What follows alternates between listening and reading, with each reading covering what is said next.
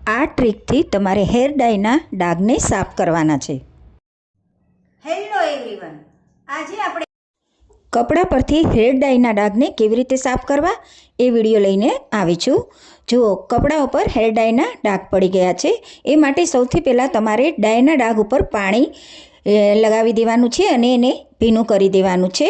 હવે આપણે એ ડાઘ ઉપર સફેદ કોલગેટ લેવાની છે અને કોલગેટને આપણે સારી રીતે ડાઘ ઉપર લગાવી દેવાની છે. હવે ટૂથબ્રશની મદદથી એને થોડું ઘસી લઈશું. હવે કોલગેટ ઉપર આપણે લીંબુનો રસ એડ કરીશું. લીંબુનો રસ છે એ ડાઘને સાફ કરવાનું કામ કરે છે અને કોલગેટ પણ ડાઘને સાફ કરવાનું કામ કરે છે. હવે ફરીથી આપણે ટૂથબ્રશની મદદથી એને સારી રીતે ઘસી લઈશું અને કલર ઉપર કોલગેટને કવર કરી લઈશું. પછી આપણે કોલગેટને એકાદ કલાક માટે સૂકાવા દઈશું. હવે એકાદ કલાક થઈ ગઈ છે. આપણે ફરીથી ટૂથબ્રશની મદદથી એને ઘસી લઈશું, જેથી કરી જે ડાઘ છે એ કોલગેટમાં સારી રીતે આવી જશે. હવે તેની ઉપર આપણે વાસણ સાફ કરવાનો વિમ લિક્વિડ એડ કરીશું. વિમ લિક્વિડ તમે કોઈ પણ એડ કરી શકો છો.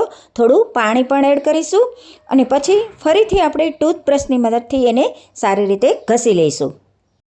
ફરીથી આપણે થોડું પાણી લઈશું અને ફરીથી એને ઘસી લઈશું. આવું તમારે 2-3 મિનિટ સુધી કરવાનું છે, જેથી કરી ડાઘ હશે એ બધા સાફ થઈ જશે.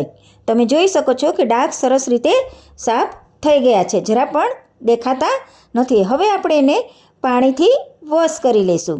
જો છે ને એકદમ મસ્ત મજાની ટ્રીક. જરૂરથી મારી ટ્રીકને ફોલો કરજો અને વિડીયો પસંદ આવે તો લાઇક, શેર અને સબસ્ક્રાઈબ કરવાનું જરા પણ ન ભૂલશો હો. જો ડાઘ સાફ થઈ ગયા છે, હું તમને બતાવું કે કેટલું સરસ ક્લીન થઈ ગયું. કોઈ પણ ડાઘ હોય તમારે આવી રીતે સાફ કરશો તો જલ્દી જતા રહેશે. જો ક્લીન થઈ ગયું ને. હવે મળીશ નવા વિડીયોની સાથે. બાય.